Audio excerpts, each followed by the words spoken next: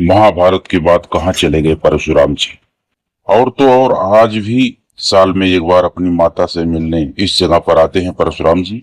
आइए दोस्तों वीडियो में जानते हैं भगवान विष्णु के छठे अवतार महादेव के परम भक्त महर्षि जमदग्नि और माता रेणुका के शक्तिशाली पुत्र सप्त चिरंजीवियों में से एक भगवान परशुराम जी, जिनके बारे में माना जाता है कि वह एक ऐसे जीवित योद्धा हैं जो सदियों में पृथ्वी पर आज भी मौजूद हैं। वह भी एक चिरंजीवी के रूप में कहते हैं कि त्रेता युग में भगवान राम के शौर्य, पराक्रम और धर्म निष्ठा को देखकर भगवान परशुराम संतुष्ट होकर तपस्या के लिए हिमालय चले गए महेंद्र पर्वत पर। और फिर द्वापर युग में और महाभारत से पहले उन्होंने भीष्म पितामह, गुरु द्रोणाचार्य और कर्ण को शिक्षा प्रदान की, जो कि महाभारत के सबसे शक्तिशाली वीर योद्धा में से एक थे।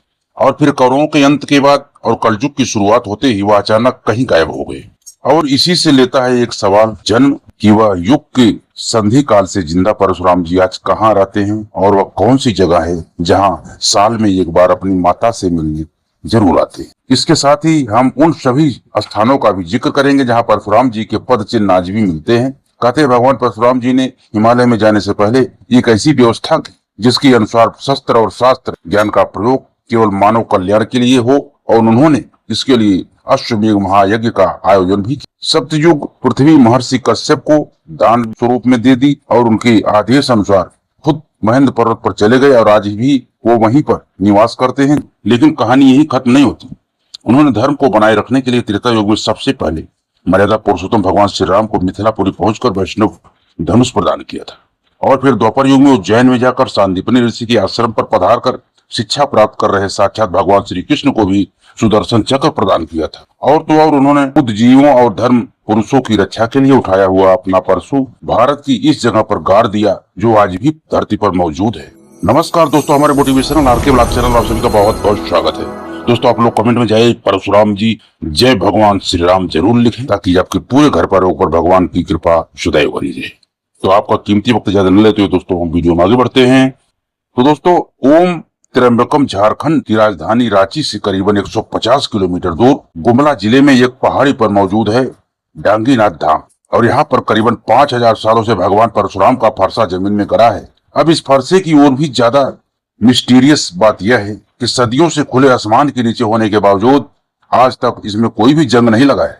ठीक वैसे ही जैसे कुतुब मीनार का अशोक पिलर है, वैसे इस विषय पर हम पहले भी एक वीडियो बना चुके हैं और आपको जा करके अगर देखना हो तो वहां देख सकते हैं। लेकिन भगवान परशुराम जी एक बार अब ऐसी जगह अपनी माता से मिलने आते हैं जिसे हिमालय का दिव्य स्थान माना जाता है। यह स्थान है हिमालय का एक जिला सिरमऊ, जहां मौजूद है रेणुका झील, जिसे पहले राम सरोवर के नाम से जाना जाता था। इस पावन झील को परशुराम की माता रेणुका का अस्थायी निवास माना जाता है। यहाँ पर सदियों से वास कर रही हैं। मान्यता है कि जब सहस्त्रबाहु अर्जुन ने ऋषि जमदग्नि के आश्रम में हमला किया और कामधेनु गाय को बलपूर्वक ले जाने लगे तो महर्षि जमदग्नि ने यह कहकर गाय देने से इनकार कर दिया था कि वह इसे नहीं ले जा सकता, क्योंकि यह गाय उन्हें खुद भगवान विष्णु ने ही दी है। इससे क्रोधित होकर सहस्त्रबाहु के पुत्रों ने महर्षि की हत्या कर दी। और इस घटना को देखकर दुखी होकर भगवान परशुराम की माता रेणुका जी राम सरोवर में कूद गई और हमेशा के लिए उसमें जल समाधि ले ली।